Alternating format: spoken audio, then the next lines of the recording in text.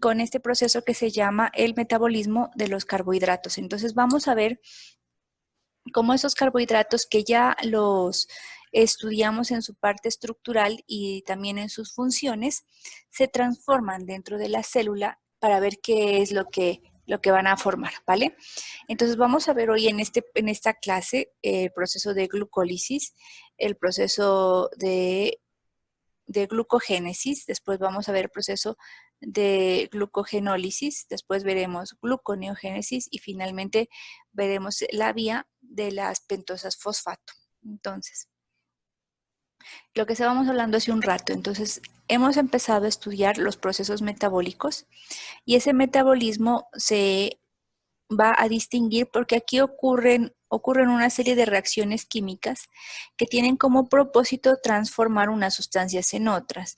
Entonces yo puedo tener unos productos X y Y y puedo tener unos reactivos A y B y formar unos productos X y yo voy a necesitar para formarlos energía.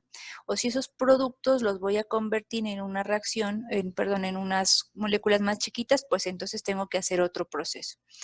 Cuando estos productos están creando energía, las reacciones son exergónicas y cuando se requiere la energía para la formación de determinados productos, entonces la reacción es endergónica. Entonces, un reactante va a través de unas reacciones químicas a producir un producto.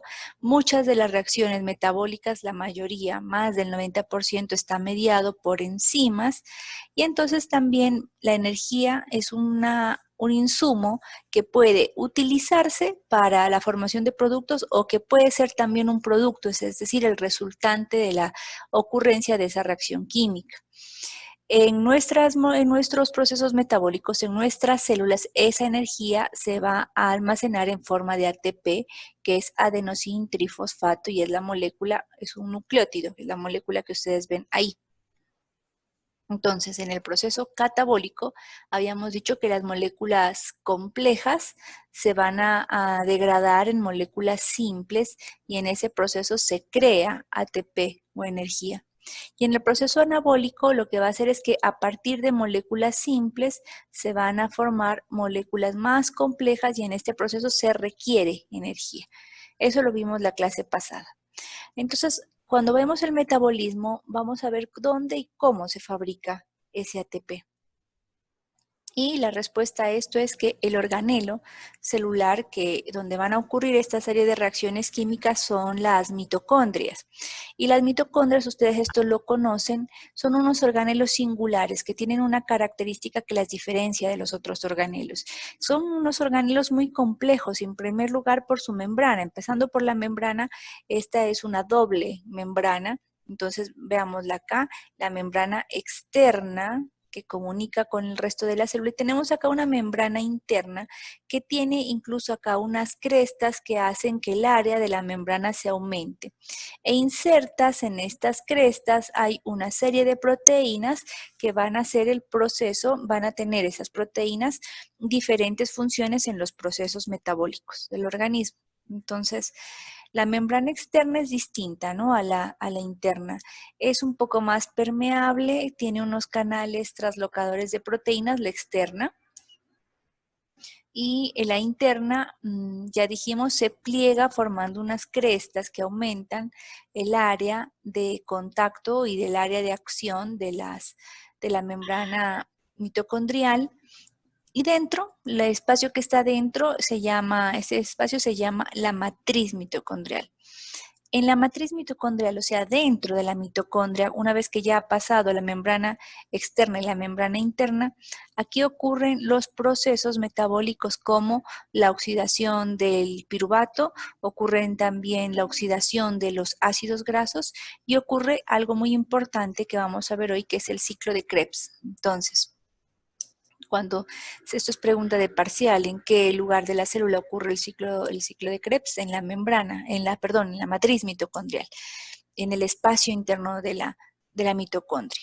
Entonces, la mitocondria además es importante porque es rara, ¿no? Es un organelo raro, tiene su propio ADN, tiene un ADN mitocondrial, que nosotros solo lo heredamos de nuestras madres.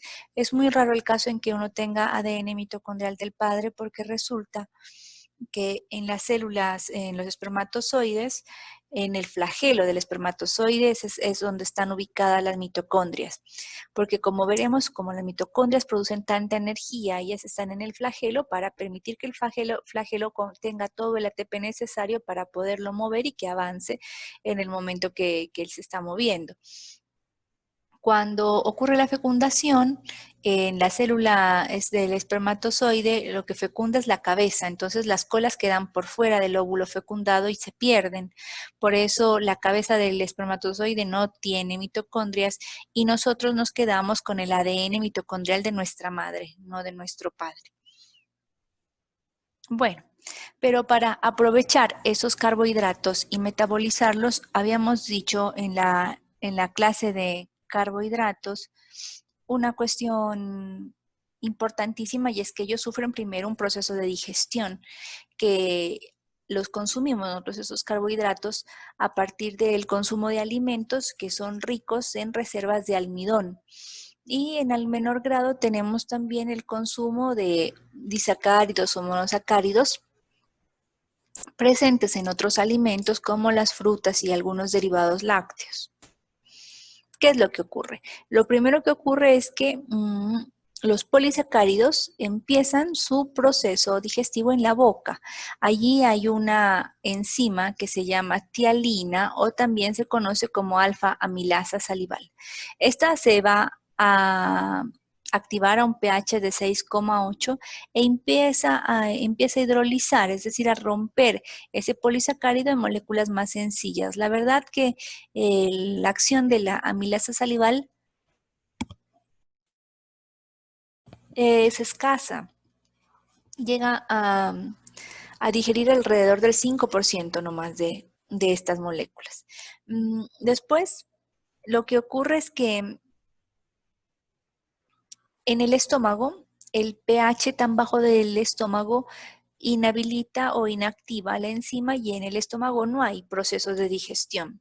Pasan los alimentos hasta el intestino delgado y ahí el jugo pancreático, que es rico en amilasa pancreática, rompe los enlaces de estos y los vuelve, digamos, lo que hace es romper estos enlaces y los deja disponibles en fragmentos más chiquitos que puedan ser asimilados, los deja en fragmentos de disacáridos. Después, las células que componen el intestino delgado se llaman enterocitos y esos enterocitos tienen una especie de cepillo en su borde y en ese borde están presentes unas enzimas como por ejemplo la lactasa, la sacarasa, la maltasa que descomponen esos monosacáridos. Por ejemplo, la lactosa, la sacarosa y la maltosa los van a descomponer en los monosacáridos que hacen parte de estas moléculas. Entonces, ¿qué voy a tener al final del proceso? Después de que actuó la tialina, la amilasa pancreática y las enzimas que actúan en el cepillo del enterocito, monosacáridos. Entonces, esos monosacáridos pueden atravesar esa pared intestinal, llegar al torrente sanguíneo e ingresar a las células para que se utilicen para diferentes cuestiones, diferentes funciones. Eso es lo que nosotros conocemos aquí en primer lugar como digestión de carbohidratos y después como la asimilación y absorción de carbohidratos por parte del enterocito. Entonces, uy, se me pasó. Uy, qué ruido que hacen los carros. Esto es lo que ocurre, ¿no es cierto? Nosotros en nuestra dieta consumimos como carbohidratos almidón, sacarosa, que es el azúcar que usamos en la mesa, lactosa, el azúcar de la leche. En la boca actúa la tialina y me descompone un poco de esto en almidón, dextrinas, maltosa, sacarosa y lactosa. O sea, hay algunas partes grandes de rompimiento, pero bueno, en el estómago casi que no pasa nada, ahí no actúa ninguna enzima. Como vino de la boca, pasa al intestino y aquí vamos a tener que la amilasa pancreática descompone este almidón y esas dextrinas que venían ya del proceso anterior en maltosa, sacarosa, lactosa Finalmente en el enterocito se descomponen estos oligosacáridos en monosacáridos, glucosa, galactosa, fructosa y así se absorben. Entonces seguramente en biología vieron que hay unos procesos para transportar sustancias a través de la membrana plasmática. Hay un proceso que se llama difusión facilitada. Entonces los carbohidratos ingresan a la célula a través de difusión facilitada. ¿Por dónde entran? Por unas proteínas que se llaman transportadores de monosacáridos, y estos pues son uno para cada monosacárido. Habrá un transportador de glucosa, otro de galactosa, bueno, etcétera. Nosotros tenemos, hablando de glucosa, unos transportadores de glucosa que son esas proteínas transportadoras de la membrana que se llaman los transportadores GLUT.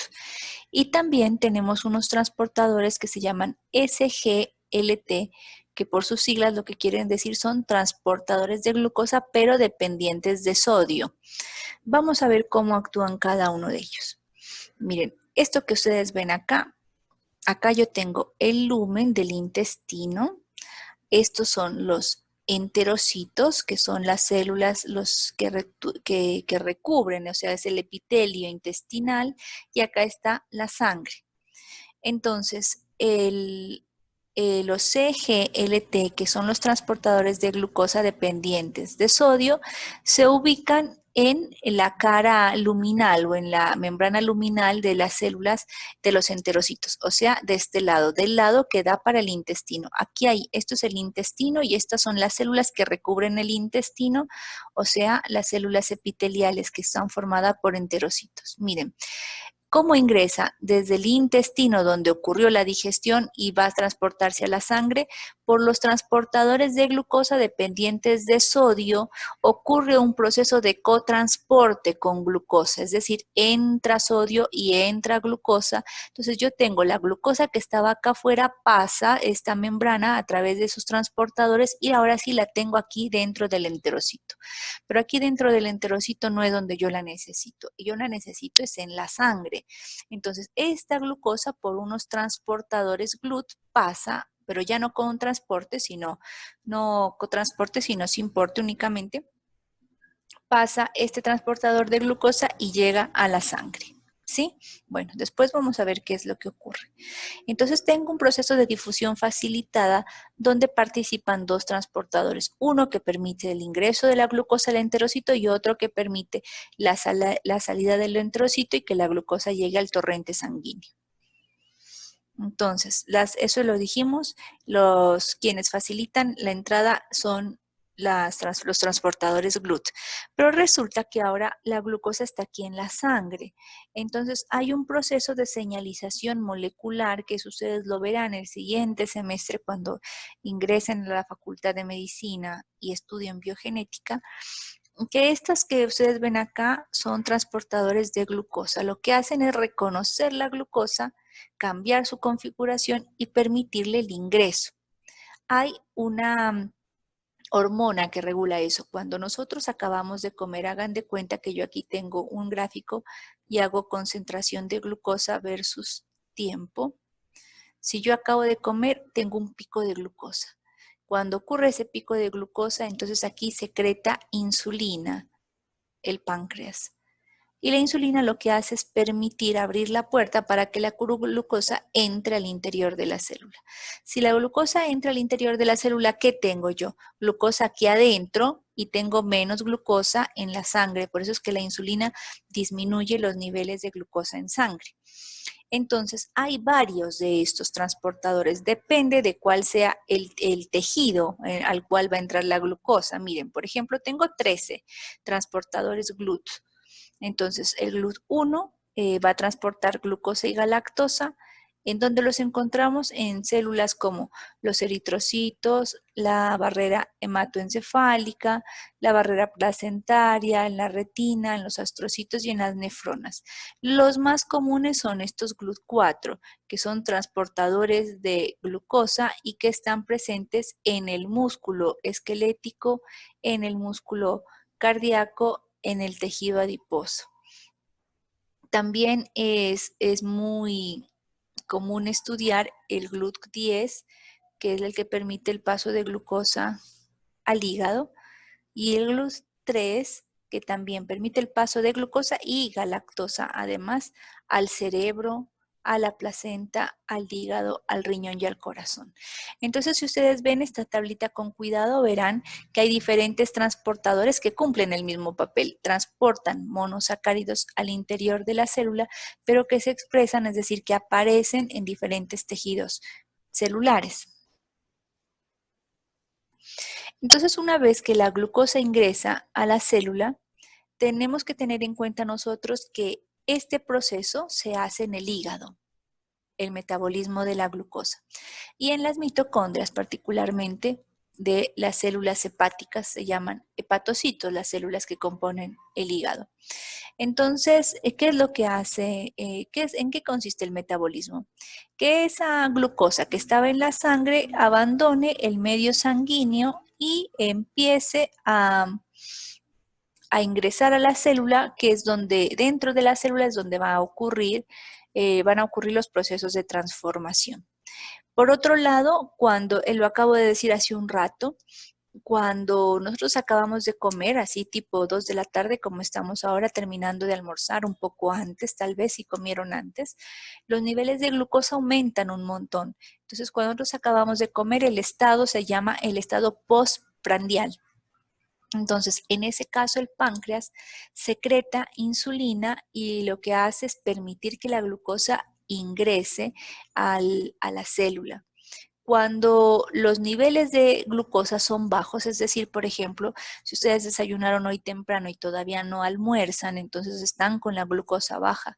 En ese caso, el páncreas ya no libera insulina, sino que libera otra enzima que se llama glucagón, y lo que hace es disponer de las reservas que tenga la célula de glucosa en forma de glucógeno. Eso lo vamos a ver ahorita en estas vías que vamos a estudiar. Entonces es importante que nosotros sepamos que una vez que la glucosa se absorbe por el intestino, esa glucosa a través de una vena que irriga o que conecta el intestino con el hígado se llama la vena porta. Uy, disculpen que hay mucho ruido hoy acá. Entonces la vena que comunica al hígado con el intestino se llama la vena porta. Entonces miren, ¿qué es lo que ocurre? Acuérdense, ocurrió ya la digestión y yo tengo aquí en el cepillo del intestino, de los enterocitos, glucosa. Esta glucosa pasó el enterocito y pasó a la sangre. Entonces, por aquí en la sangre, esta se va a conducir al hígado a través de este sistema circulatorio que es la vena porta. Bueno, una vez que está en el hígado, ingresa la glucosa y ahí el hígado, a través de la acción de una enzima que se llama una enzima glucoquinasa, y aquí hago un paréntesis para de una vez ir definiendo algunas cosas. Las quinasas o sinasas, dicen en otros libros, con C o con K o con Q las escriben.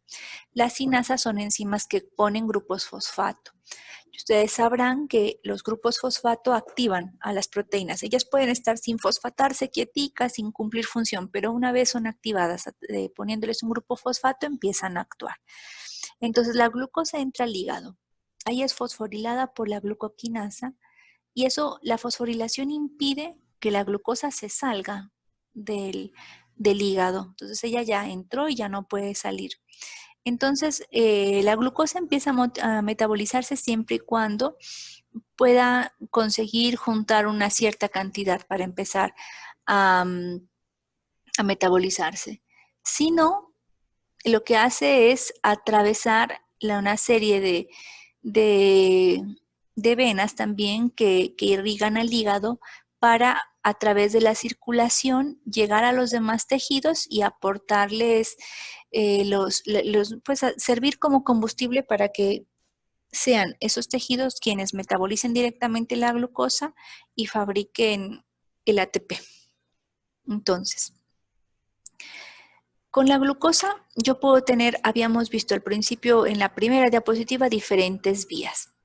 Pero esas vías se van a activar dependiendo de cuál sea la condición nutricional del organismo. Entonces, cuando estamos en un estado postprandial, quiere decir inmediatamente después de comer, posabsorción de las sustancias, entonces la glucosa sanguínea aumenta, se libera insulina por parte de las células beta del páncreas y entonces lo que ocurre es que la glucosa entra a la célula y se activan. ¿Qué vías de señalización? La glucólisis, la glucogénesis y la vía de las pentosas fosfato. Pero si, por ejemplo, yo estoy con hambre, no he comido en algunas horas, entonces estoy en estado de ayuno. En estado de ayuno lo que ocurre es que disminuye la glucosa sanguínea. Si disminuye la glucosa sanguínea, entonces quien se activa son las células alfa del páncreas y ya no liberan insulina, sino que liberan otra sustancia que se llama glucagón. Y aquí se activan las rutas de glucogenólisis y también la ruta de gluconeogénesis. ¿En qué consiste y cómo funciona cada una de ellas? Lo vamos a ver ahora en esta clase.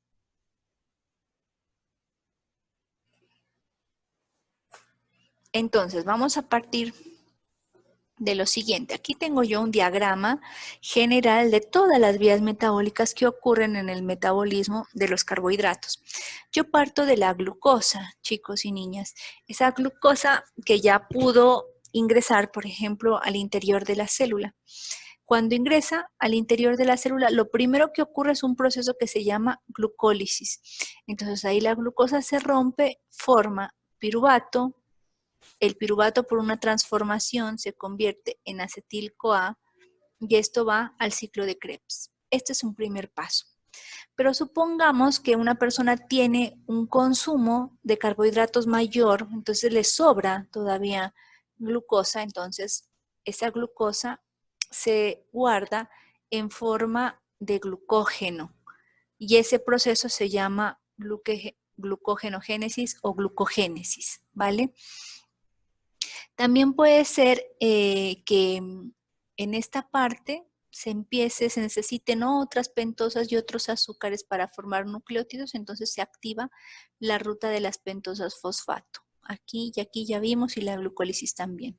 Pero supongamos, eso se activan, esas tres rutas siempre y cuando yo esté en estado postprandial. Quiere decir que yo acabo de comer, de ingerir alimentos que aumentaron mi glucosa sanguínea. Pero si pasan periodos en los que yo no consumo alimentos, entonces lo que ocurre es que la glucosa sanguínea disminuye, esa glucosa libre. Entonces lo que hace el organismo es que esa reserva de glucosa, acuérdense, el glucógeno era un polímero de glucosa, entonces es una reserva. Cuando el glucagón se secreta, el glucógeno se rompe y ¿qué va a liberar? Los monómeros que lo componen, o sea, glucosa, y repone la glucosa que estaba bajita. Ese proceso se llama glucogenólisis. Es decir, rompo el glucógeno, por eso se llama glucogenólisis. Lisis es romper, entonces glucogenólisis es el rompimiento del glucógeno. ¿En qué se rompe? En glucosa.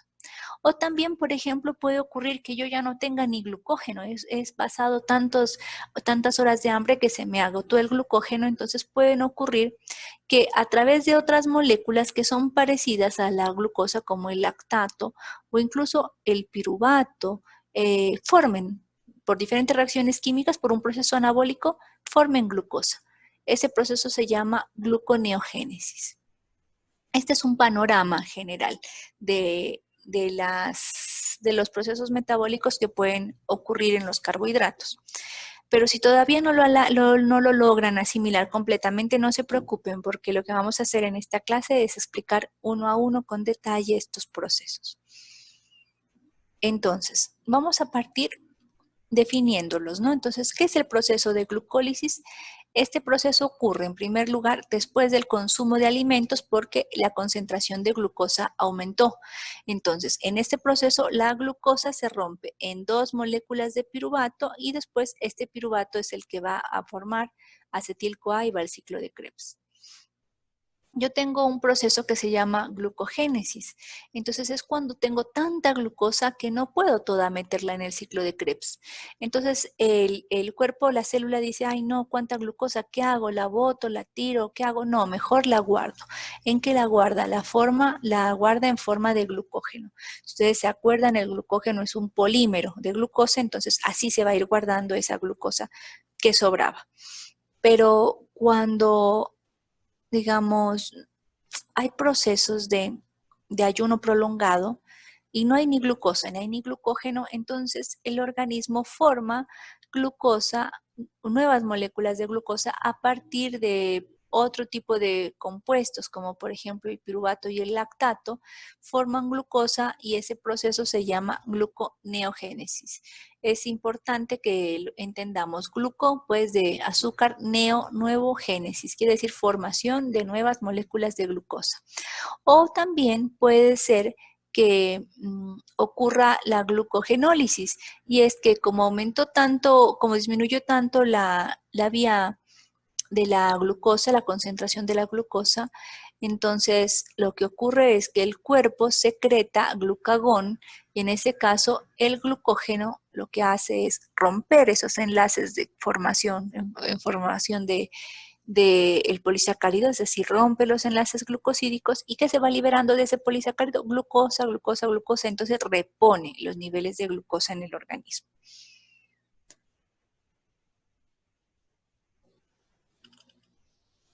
Finalmente tenemos la vía de las pentosas, que esta es una vía que se da cuando se requieren, por ejemplo, azúcares de 5 carbonos. ¿Ustedes se acuerdan? El ADN y el ARN tienen azúcares de 5 carbonos. El ATP también. El NADPH, el FAT, esos tienen azúcares de 5 carbonos. Entonces, cuando se requieren esos nucleótidos que tienen ribosa y desoxirribosa, entonces se fabrica o se lleva a cabo la vía de las pentosas fosfato y por ahí se consigue suplementar este tipo de reactivos. Entonces, miren, nosotros tenemos esta gráfica que nos muestra 3 curvas. Entonces, lo primero que les voy a pedir que observen es esta curva punteada. Entonces, esa curva punteada corresponde a la glucosa en sangre. ¿Qué es lo que tengo? Yo aquí en el eje de las Y tengo la concentración de glucosa en la sangre y acá tengo el tiempo en horas. Entonces, miren, aquí donde dice la flecha, y yo les estoy mostrando ahorita con el lápiz, aquí ocurrió la ingesta de alimentos. Sería en la hora 0. Desde ahí voy a empezar a contar. Vamos a ver, primero curva por curva y después vamos a comparar todos, ¿vale? Bueno, si yo consumo alimentos, ¿qué ocurre con los niveles de glucosa? Aumentan un montón, casi a 180.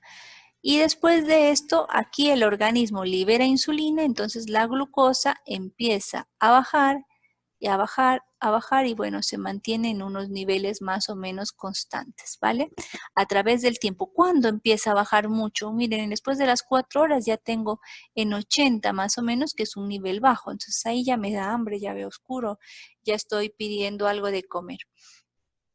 Resulta que cuando, miren ustedes que coincide la línea roja es la actividad de la glucogenólisis, es decir, cuando el glucógeno que había albergado como una reserva de energía empieza a producir glucosa, es decir, a liberar glucosa. ¿Cuándo?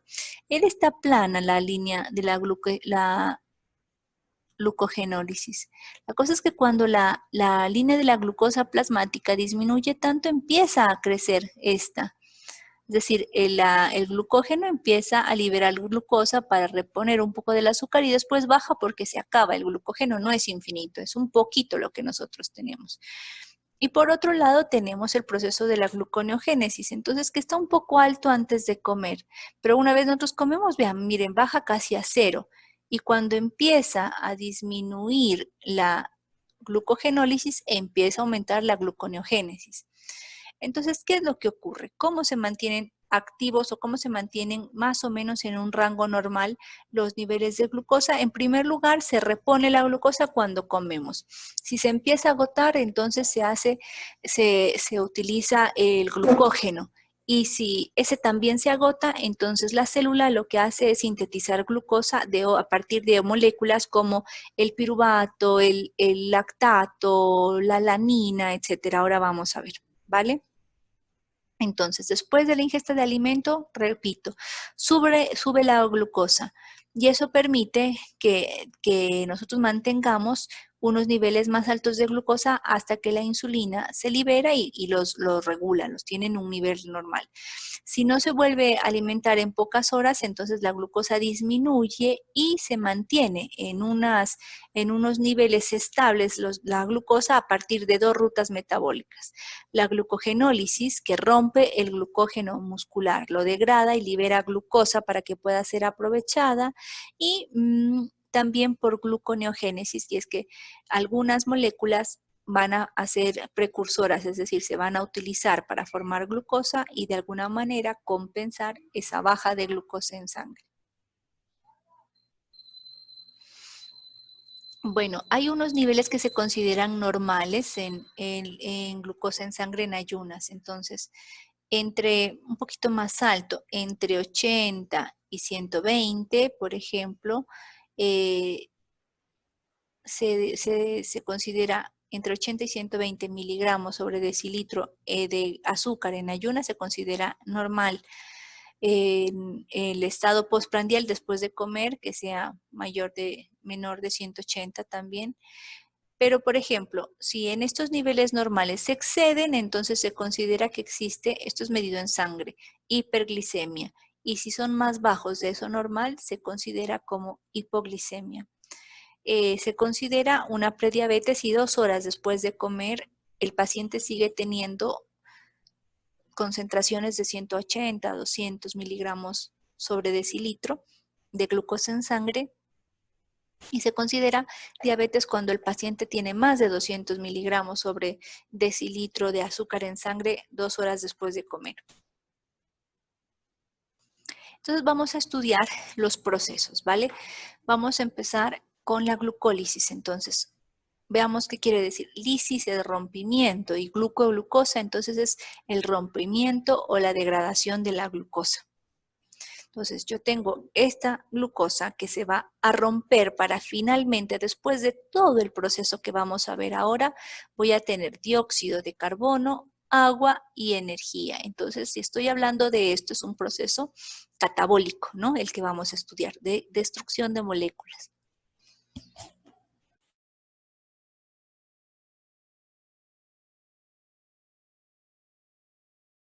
La glucólisis es un proceso complejo.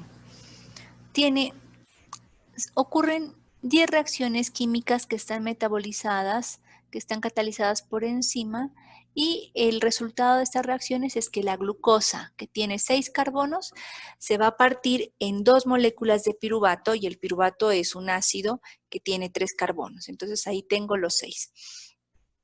A partir de este proceso también vamos a empezar que como es un proceso catabólico, se producen 2 moléculas de ADP que luego se transforman en moléculas de ATP y también otras moléculas de NADP. Entonces, miren, ¿qué es lo que tenemos? La glucosa se parte en la glucólisis en 2 moléculas de piruvato. En ese proceso, ¿cómo obtengo energía? A través de 2 ATPs y 2 NADHs. Ahora vamos a ver cómo ocurren las reacciones químicas. Entonces, la glucólisis yo la puedo estudiar dividiéndola en 2 procesos. En un primer proceso, la etapa como exosa, y después en otro proceso es cuando se forma el piruvato, a ver qué ocurre. Entonces, si yo hago un rendimiento neto, yo tengo que la glucosa en la etapa de exosa consume 2 ATPs, pero en la producción o digamos o en el proceso catabólico se producen 4. Entonces 4 menos 2, 2. Esa es la producción neta del ATP. Sin embargo, la ganancia de energía acá no es simplemente por el ATP, sino que acuérdense que también se formaban unas moléculas de NADH y que yo ahora al final de este proceso de glucólisis les voy a contar cómo se convierten en energía. Bueno, miren, esto es lo que yo tengo acá. la glucosa se parte en el proceso de glucólisis y da como resultado piruvato, ¿vale? Antes de contarles qué es lo que ocurre aquí en el medio, que son esas 10 reacciones químicas, entonces yo les cuento, el piruvato puede tomar 3 caminos. Uno es que se convierta en oxalacetato, y este oxalacetato puede volver a formar glucosa. Si esto forma glucosa, el proceso que activa sería la gluconeogénesis, es decir, construir glucosa a partir de otras moléculas. O también, por ejemplo, puede fermentarse y producir o bien sea etanol o bien sea lactato. O también, por ejemplo, sobre todo esto se utiliza en procesos de fermentación. Han visto ustedes que se pone a fermentar maíz y eso se hace alcohol, así se hace la chicha. Ese es un proceso donde ocurre glucólisis y después fermentación. O también puede formar el piruvato lactato. Esto suele ocurrir sobre todo en los músculos. O puede ser que el piruvato forme una enzima que se llama, no una enzima, sino una molécula que se llama acetil-CoA, y esta sea la molécula que entra al ciclo de Krebs. ¿De qué depende? Depende de lo que la célula necesita. Sí, con B, el ciclo de Krebs. Así. Porque crepe con P es los crepes de comer. Entonces, en la glucólisis yo voy a tener que la glucosa se parte en 2 moléculas de ácido pirúvico, obtengo una ganancia de 2 ATPs, pero también tengo una ganancia de 2 NADHs. Miren, acá tengo las reacciones químicas que ocurren. Entonces vamos a estudiarlas. En primer lugar, cuando la glucosa entra a la célula por acción de una enzima que se llama, la enzima número 1 acá, que se llama hexoquinasa, convierte la glucosa en glucosa 6-fosfato. Con esto asegura la célula que la glucosa no se va a salir de la célula, ya llegó ahí, ahí se queda. Por otro lado, lo que va a ocurrir es que la glucosa tiene un cambio isomérico y se va a convertir en glucosa 6-fosfato. Este cambio lo promueve la enzima 2, que se llama la isomerasa fosfohexosa o fosfohexosa isomerasa. Después, la fosfofructoquinasa, que es otra enzima, acá la 3, lo que hace es ponerle un grupo fosfato y ya no tengo esta 6-fosfato, sino que tengo fructosa 1,6-bifosfato. Este compuesto, que tiene 6 carbonos por acción de una enzima que se llama aldolasa, lo que va a hacer es convertir esta fructosa 6-fosfato, la parte por la mitad, y yo voy a tener 2 compuestos. Por un lado tengo este, que es el gliceraldehído. O sea, miren, esta molécula que ustedes ven acá, la enzima aldolasa, la parte por aquí. ¿Y qué tengo yo? Por un lado tengo gliceraldehído, 3-fosfato, y por el otro dihidroxiacetona fosfato. Estos 2 compuestos provienen de la glucosa, es decir, por estos procesos anteriores enzimáticos partí la molécula en 2. Bueno, ahora sí, hasta aquí tengo 5 pasos. Tengo la formación del gliceraldehído 3-fosfato y de la dihidroxiacetona fosfato, que son estos 2 compuestos que ustedes ven acá arriba. El primero, el gliceraldehído 3-fosfato, lo que hace es que vean ustedes acá, es recibir un nuevo grupo fosfato que lo pone aquí. ¿Quién lo pone? Una enzima que se llama gliceraldehído 3-fosfato deshidrogenasa. Y por otro lado, este compuesto va a perder, digamos, el grupo fosfato, transfiriéndolo de aquí hacia la parte exterior. Eso se llama la enzima que hace esto se llama la fosfogliceratoquinasa.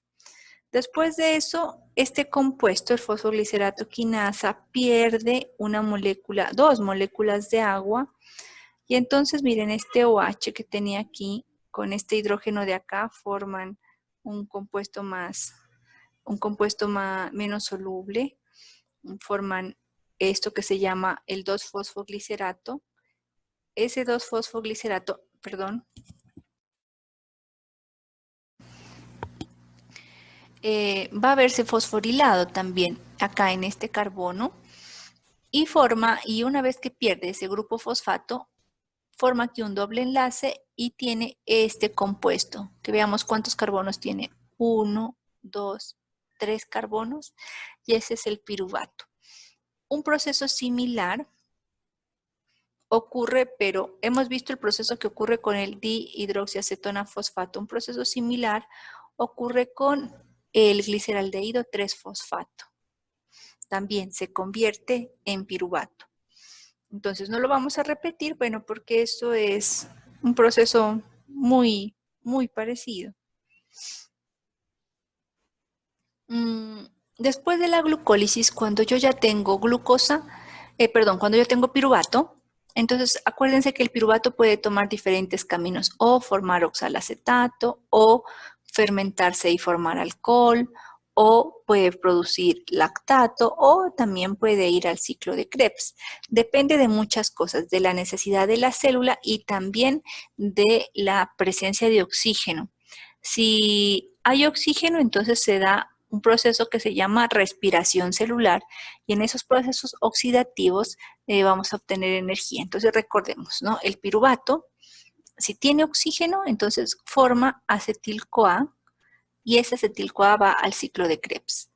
Pero si no hay oxígeno suficiente, entonces puede formar acetaldehído, fermentarse y producir alcohol o producir lactato.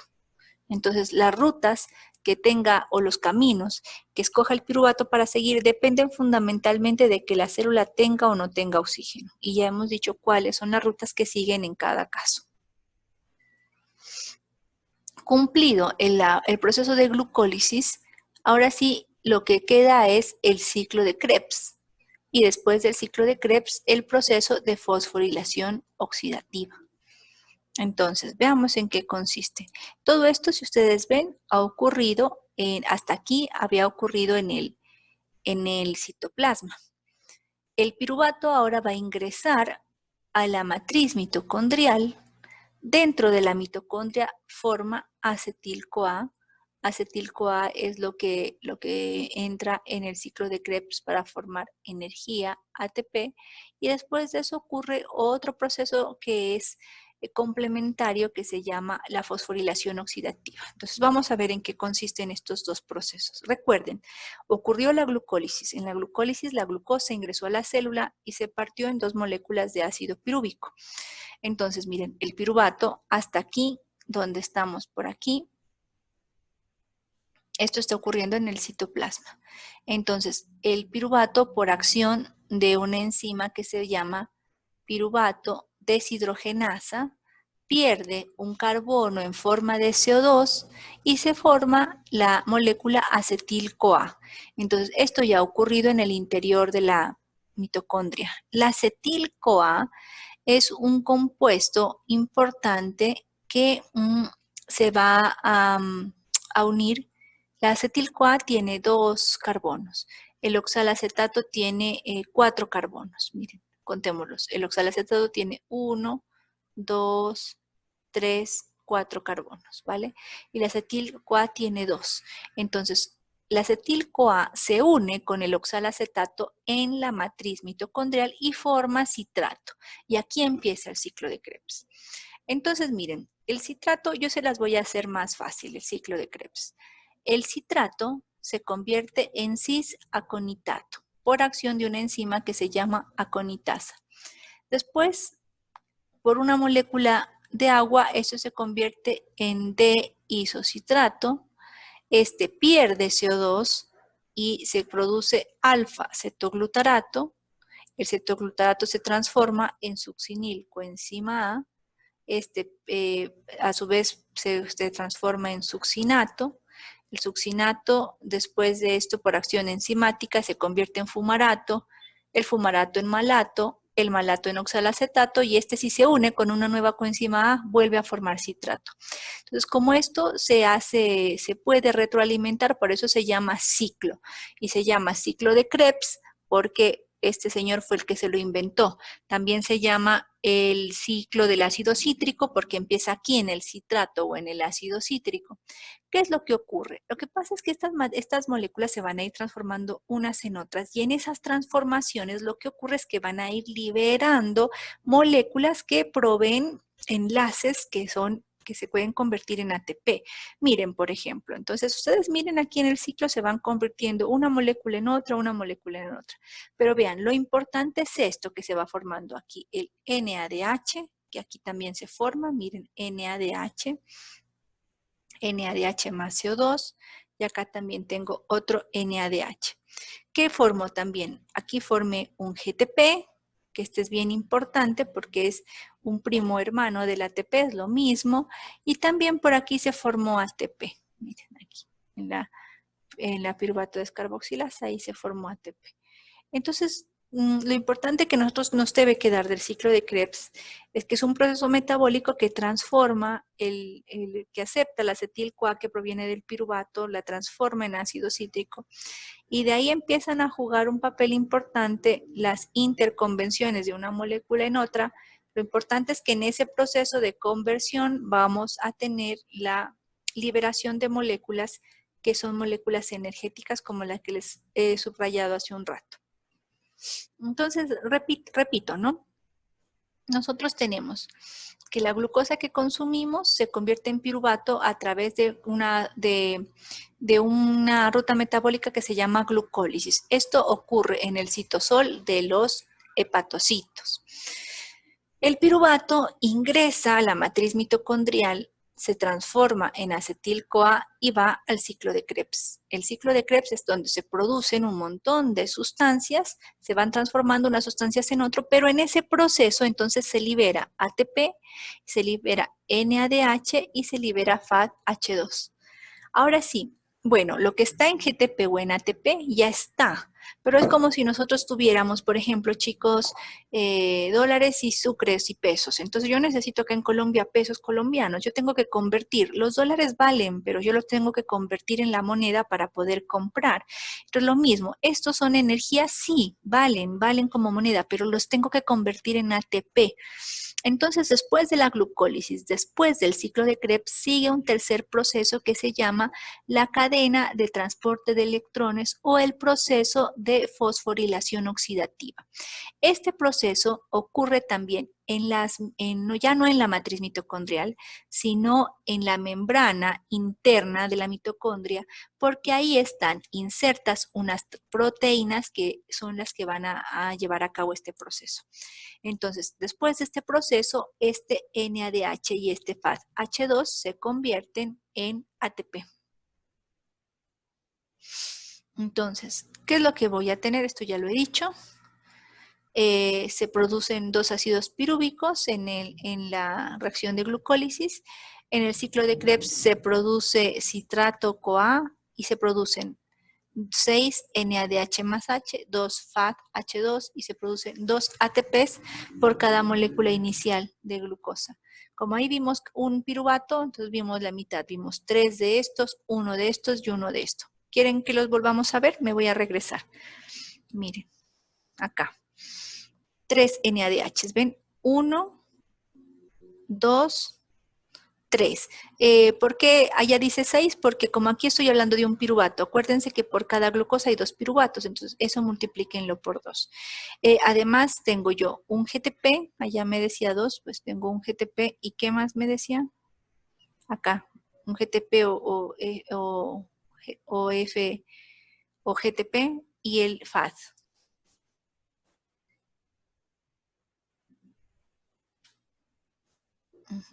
El FAD lo veíamos acá.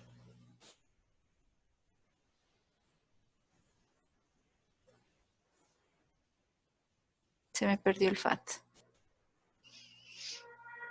Bueno, se produce por acá, miren este que también es un intermediario. Entonces ahí tengo, si lo multiplico por 2, entonces ya tengo lo de una glucosa. ¿Por qué aquí esto es la mitad? Porque aquí estoy hablando únicamente de un piruvato. Recuerden que cada glucosa produce 2 piruvatos, por eso. Bueno, resulta que ahora ese NADH y ese FAT yo tengo que convertirlas en ATP. Entonces, para eso ocurre lo que ustedes ven acá, es la matriz mitocondrial. Y aquí existen un complejo de proteínas que tienen como función aceptar los protones que son transportados por el NADH más H y el FADH2, que son los productos que se fueron produciendo en el ciclo de Krebs. Entonces, miren, el NADH más H, son los complejos, así se llaman. Complejo 1, la coenzima Q, el complejo 3, el complejo 4 y aquí esta que se llama, una enzima que se llama ATP sintetasa, es la que produce ATP. Entonces, lo que hacen estos es, miren, esta es la membrana interna. Acá yo tengo la membrana externa de la mitocondria. Estos transportadores lo que hacen es bombear los hidrógenos que transportan desde acá adentro, que es la matriz mitocondrial, hacia el espacio intermembrana. Entonces empiezan a saltar, ¿no?, esos protones y se llevan, por ejemplo, NADH los lleva hasta la coenzima Q, la coenzima Q al complejo 3, después el citocromo C los transporta hasta el complejo 4 y aquí en el complejo 4 está el oxígeno que recibe los hidrógenos y forma agua. En este proceso se fueron bombeando hidrógenos aquí al espacio intermembrana de la mitocondria. Esos vuelven a ingresar a través de una enzima que se llama la ATP sintetasa. Cuando ésta los recibe, convierte estos procesos digamos, se une estos procesos al ADP que está aquí adentro y lo convierte en ATP. Por cada proceso que haga, entonces va a ir formando diferentes cantidades de ATP. Y esto hay un proceso que le suele cambiar, ¿no? Depende de los libros. Por ejemplo, hay unos libros que dan unas equivalencias de ATP para las moléculas de NADPH y otros que dan otras equivalencias. Esto se entiende mejor viendo unos videitos, ¿no? Sino que no sé cómo reproducirlo acá, pero yo se los voy a mandar al Classroom para que les quede bien claro a todos.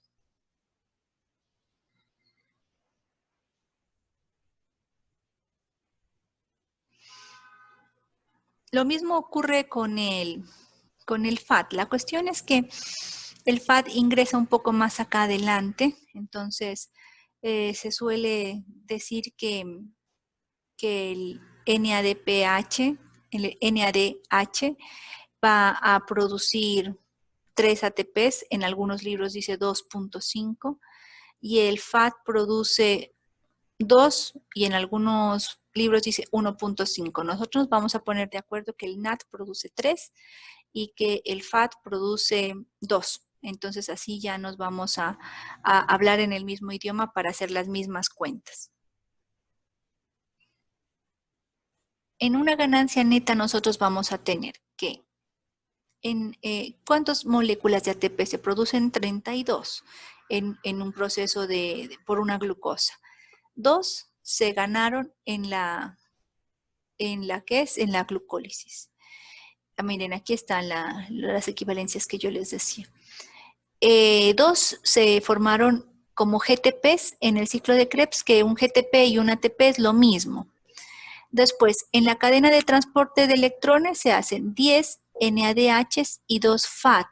Acá ha tomado la equivalencia de 2.5 por cada NADH. Nosotros dijimos que lo íbamos a multiplicar por 3 para que nos quede más fácil. Entonces, miren, serían 10 por esto, nos darían, si lo hago por 3, 30. Y si este lo hago por 2, 2 por 2, 4. Acá tengo 2 de ATP y 2 de esto. Entonces, si yo sumo, me va a dar 2 más 2, 4, más 4, 8. Más o menos aproximadamente 38 ATPs por cada molécula de glucosa. Algunos libros hacen la cuenta y se producen 38, 40, 42, depende de cómo se hagan las cuentas. Bueno, yo también tengo otro proceso que se llama el proceso de glucogénesis. Este es el proceso de formación de glucógeno.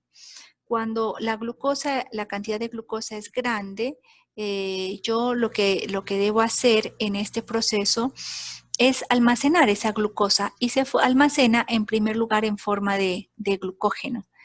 Entonces, la mayor parte del glucógeno en los animales vertebrados se va a guardar en los músculos y en el hígado. Entonces, la degradación y la síntesis de glucógeno va a almacenar la glucosa, la va a tener como una reserva hasta que la célula vea que los niveles de glucosa sanguínea son muy bajos y entonces aprovecha la reserva de glucógeno y la usa. Pero eso es otro cuento. Aquí vamos a hablar primero en cómo se forma el glucógeno, ¿vale? Bueno, el proceso de formación de glucógeno se llama entonces glucogénesis. Es una ruta anabólica porque se va a construir una molécula. A partir de una sencilla como glucosa se va a construir un polímero de glucógeno que es mucho más complejo. Se lleva a cabo, ya habíamos dicho, principalmente en el hígado, pero también se da en el músculo. Una menor proporción, pero igual tenemos glucógeno en los músculos.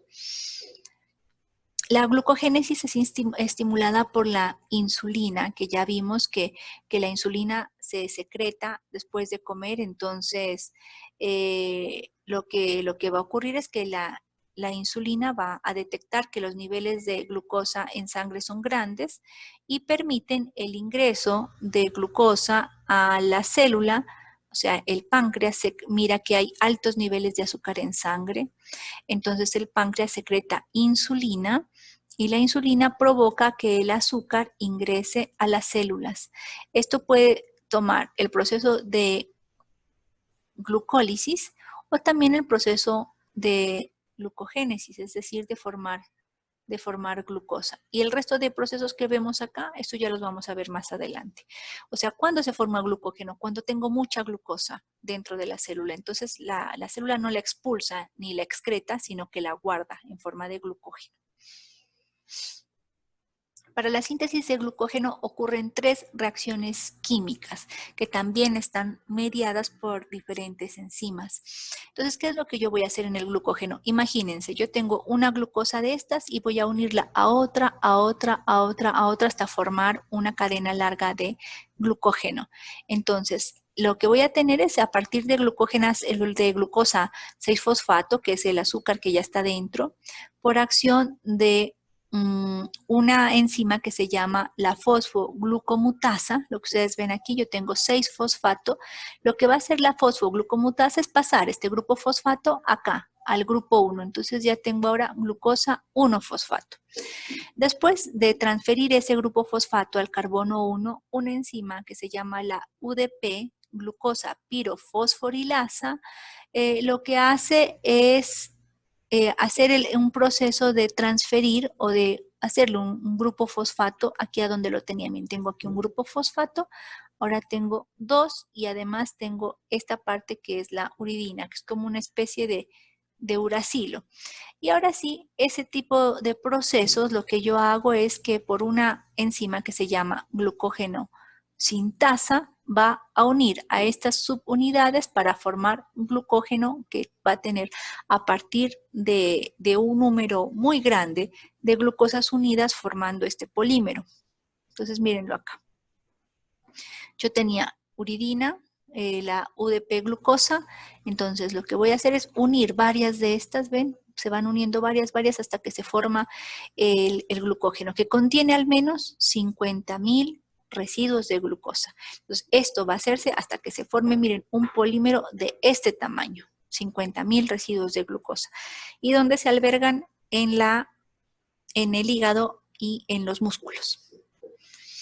Esta es más o menos la formación del glucógeno, es un polímero ramificado, habíamos visto cuando vimos los glúcidos.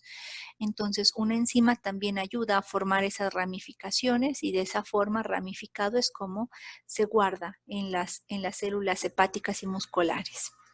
Repito, cuando yo consumo glucosa, lo primero que ocurre es glucólisis. La glucosa se rompe en 2 piruvatos. El piruvato se convierte en acetil-CoA e ingresa al ciclo de Krebs.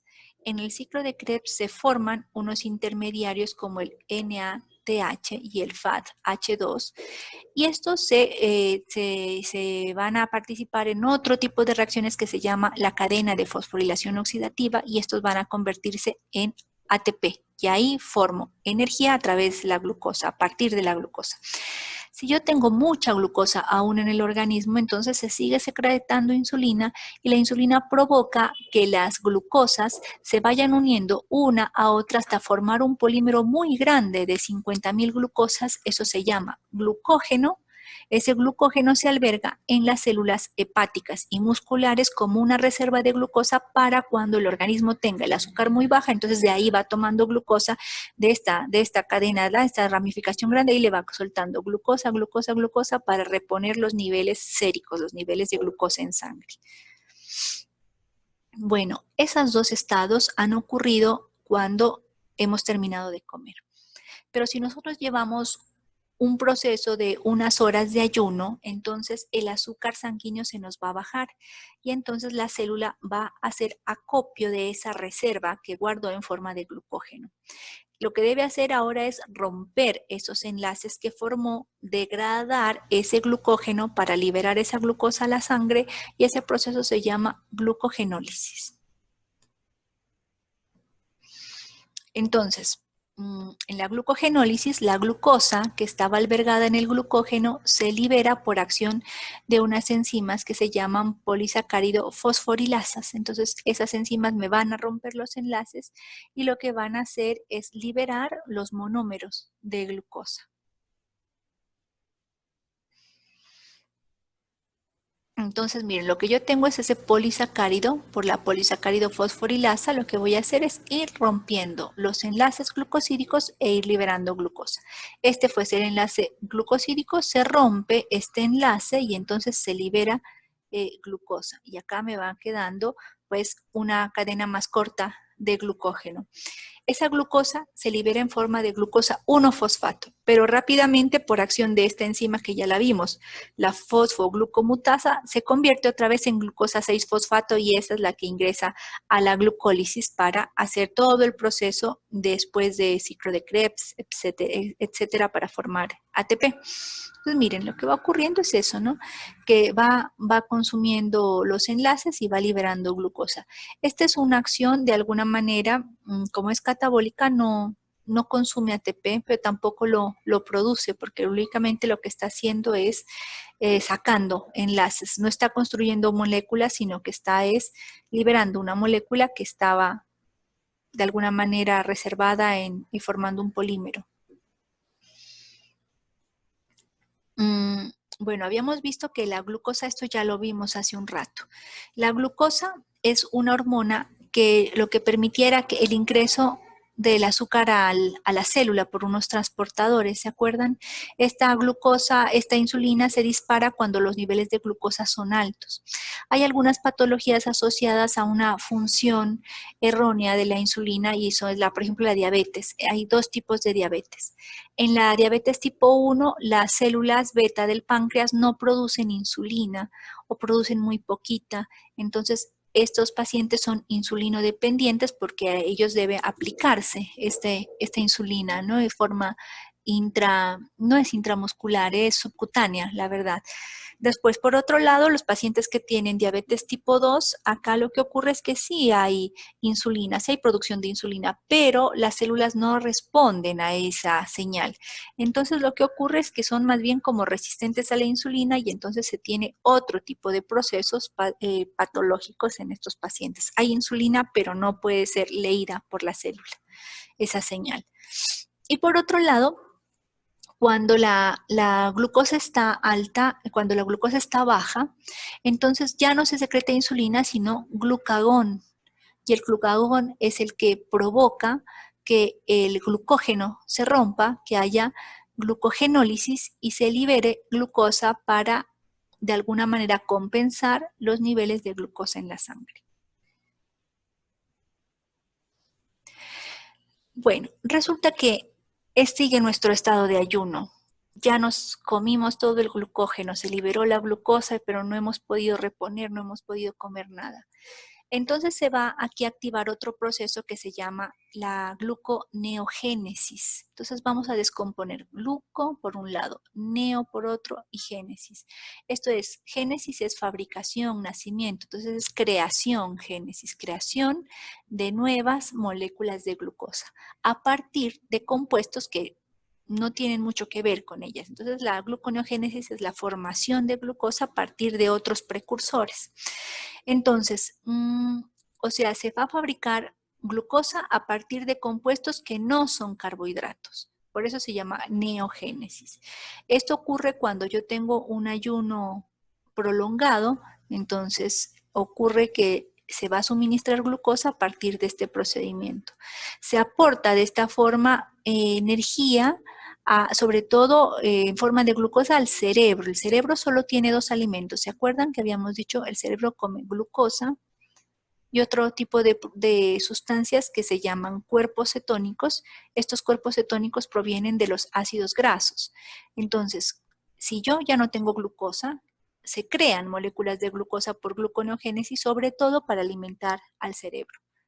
Por eso se llama un tejido noble, porque es indispensable que esté alimentado para que sobreviva. Bueno, esto ya lo dijimos. También ocurre que en el músculo, por ejemplo, acuérdense, en el músculo se albergaba glucógeno, ¿no? Entonces, el músculo puede liberar glucosa a partir de ese glucógeno. Si, por ejemplo, el músculo no tiene suficiente oxígeno porque está cansado, entonces forma un proceso, se ocurre un proceso que se llama la fermentación láctica y eso forma lactato. El ácido láctico en los músculos es el causante de esa fatiga muscular cuando, por ejemplo, uno no está acostumbrado a hacer ejercicio, va el primer día a hacer ejercicio, al gimnasio, lo que sea, y llega dolorido, le duele todo y uno se arrepiente 1000 veces de haber hecho ese ejercicio. Bueno, eso es por el ácido láctico. Eso después de un rato se va del músculo. Si usted hace masajes, toma un analgésico, toma una ducha caliente, ese ácido láctico sale del músculo y usted tiene un alivio en esas circunstancias. Pero, por ejemplo, cuando nosotros tenemos poca glucosa en la sangre, ese lactato puede salir del músculo y volver a la sangre y de la sangre conducirse hasta el hígado. Por gluconeogénesis, este lactato se puede convertir en glucosa en el hígado y la glucosa nuevamente sale del hígado a la sangre y al músculo para que ese músculo tenga energía y que pueda hacer este proceso. Es decir, el lactato, incluso el piruvato y algunos compuestos como aminoácidos como la alanina, por ejemplo, son precursores gluconeogénicos. Quiere decir que si bien ellos no son carbohidratos, pueden sufrir transformaciones químicas y convertirse en el hígado en glucosa. Y esa glucosa será asimilada para la energía. Entonces, bueno, acá también tengo el piruvato. ¿Se acuerdan que la glucosa se descomponía en piruvato? Puede ocurrir al revés. Si la glucosa se degrada en piruvato, eso se llama glucólisis. Pero si el piruvato forma glucosa, entonces ahora el proceso se llama gluconeogénesis. Entonces, miren, es lo que les acabo de decir. La glucosa puede descomponerse en piruvato. Eso se llama glucólisis, así por este proceso. Y el piruvato también puede formar glucosa por un proceso similar, pero al contrario, con otro tipo de enzimas que van a fabricarla. Ese proceso se llama gluconeogénesis. Bueno, y acá tengo otros procesos que me sirven también para explicarlo. Esa gluconeogénesis puede venir a partir de otros compuestos como el lactato, la alanina, habíamos dicho, etc. La gluconeogénesis, les pregunto a todos, ¿será un proceso catabólico o un proceso anabólico?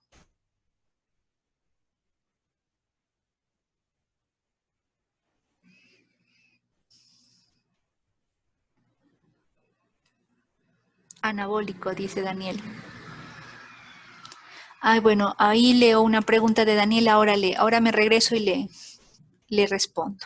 Sí, es un proceso anabólico, estoy construyendo, por eso aquí voy a hacer. Ah, ya me entendió, listo. Bueno, perdón, leí muy tarde la pregunta. se consume energía en los procesos de gluconeogénesis, porque son procesos anabólicos. Bueno, ahí ya hemos dicho esto. ¿Cuáles pueden ser? ¿De dónde proviene la glucosa que yo voy a poder construir por gluconeogénesis? Del lactato, de algunos aminoácidos como la glicerina o la alanina, y en las bacterias, por ejemplo, de acetil-CoA, pero nosotros no, nosotros lo tenemos del lactato, del piruvato y de alanina y glicerina o glicerol.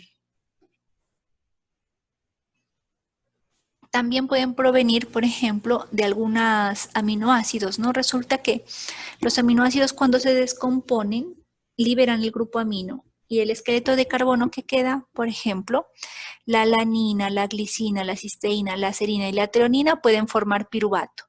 Entonces, como el piruvato puede formar también glucosa, a estos aminoácidos se los conoce como aminoácidos glucogénicos, es decir, que son capaces de formar glucosa. Y otros que forman compuestos intermediarios del ciclo de Krebs también pueden crear glucosa por diferentes transformaciones.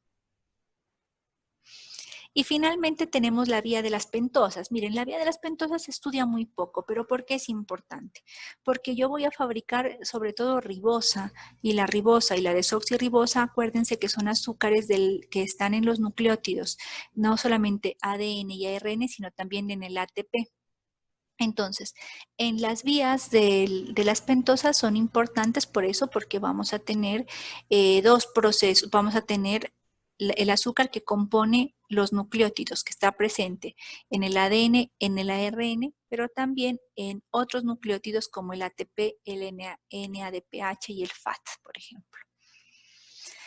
Entonces, en esta vía, nosotros lo que tenemos es que se va a formar a partir de glucosa, ribulosa 5-fosfato. Entonces, miren, a partir de esta molécula de glucosa, yo voy a tener esta molécula de ribulosa 5-fosfato, que es una molécula que va a estar interviniendo en el proceso de formar ribosa en los siguientes pasos. Miren, entonces yo tengo esa ribulosa 5-fosfato, puede tomar algunos caminos. Por ejemplo, puede tomar un camino por acción de esta enzima que se llama ribulosa 5-fosfato 3 epimerasa y formar este 2,3-enodiol intermedio. Si utiliza esta isomerasa de la ribosa 5-fosfato, entonces forma 1,2-enodiol intermedio, que si ustedes ven es casi el mismo compuesto aquí, lo único que difiere es en la posición de estos dobles enlaces. Entonces, esta se convierte, la primera, en silulosa 5-fosfato, y esta de acá se convierte en ribosa 5-fosfato, que esa ribosa 5-fosfato, pues acuérdense que esa ya es la que está presente en los nucleótidos de ARN, que se puede interconvertir en desoxirribosa para estar presente en el ADN. Uy, se me acabó. Entonces, esta última vía de las pentosas 5-fosfato es importante en primer lugar porque se fabrican las pentosas que hacen parte de los nucleótidos. Y otra parte importante es que en el proceso de formación se crea NADPH. Y este es bien importante en procesos de síntesis. Entonces, por esas son las dos importancias de esta vía. La formación del NADPH, que es importante en síntesis de otras moléculas, y por otro lado, la formación de las ribosas y la desoxirribosa, que está presente en nucleótidos de gran importancia bioquímica.